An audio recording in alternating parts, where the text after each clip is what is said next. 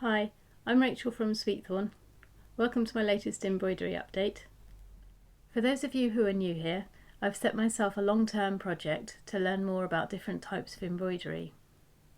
It really is a long-term project because I work on these pieces during my spare time, so I maybe get a couple of hours done every week. Thank you to everyone who's been following my progress so far. Do let me know if you've got any questions. I check my notifications regularly, so I will get back to you. If you want to know anything about the designs I've been stitching, there's a link in the description with the details of the book that I use. This is the progress that I've made on my Blackwork sampler so far. I've been stitching this for about 2 months, and I hope that in another 2 months it will be finished. That might be a little ambitious because I really do have to steal scraps of time in the evening or at the weekend, but I am keen to try out some other types of embroidery. I have so many project ideas developing just from learning about Blackwork, and the more I learn, the more projects I'll be planning. So I'll do my best to keep it simple for now and stick to trying out techniques and styles that are new to me, and then see what other projects develop over time. So I've now completed the first row of the sampler, and I've made a start on the second row.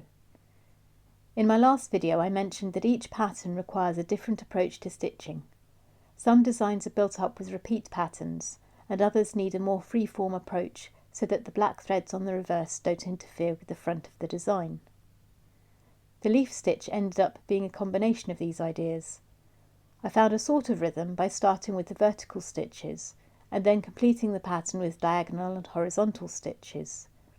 This created some regularity, but I had to stay aware of the white spaces in the design and think about what the thread was doing on the reverse.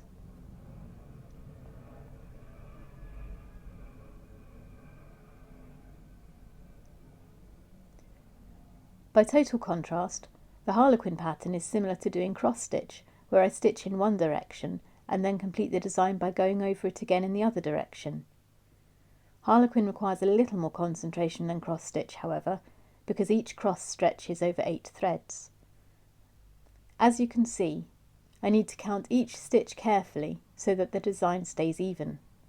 It's anyone's guess if I will be fully successful and not miscount, but this is all a learning curve anyway.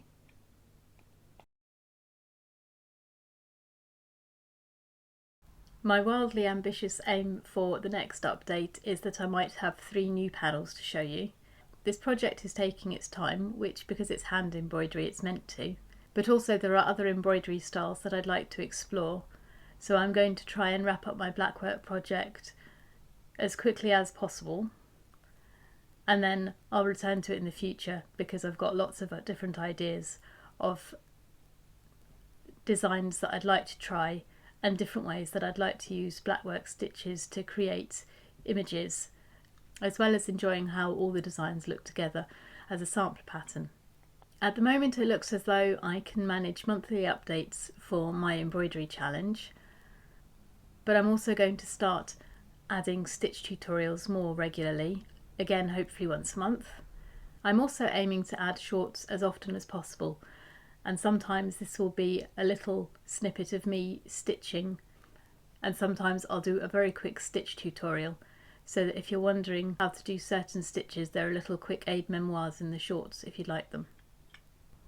Thank you very much for watching. Do give this video a like and subscribe to my channel if you want to find out how I get on with my embroidery projects, and do leave me any questions you have in the comments. Thanks very much. Bye.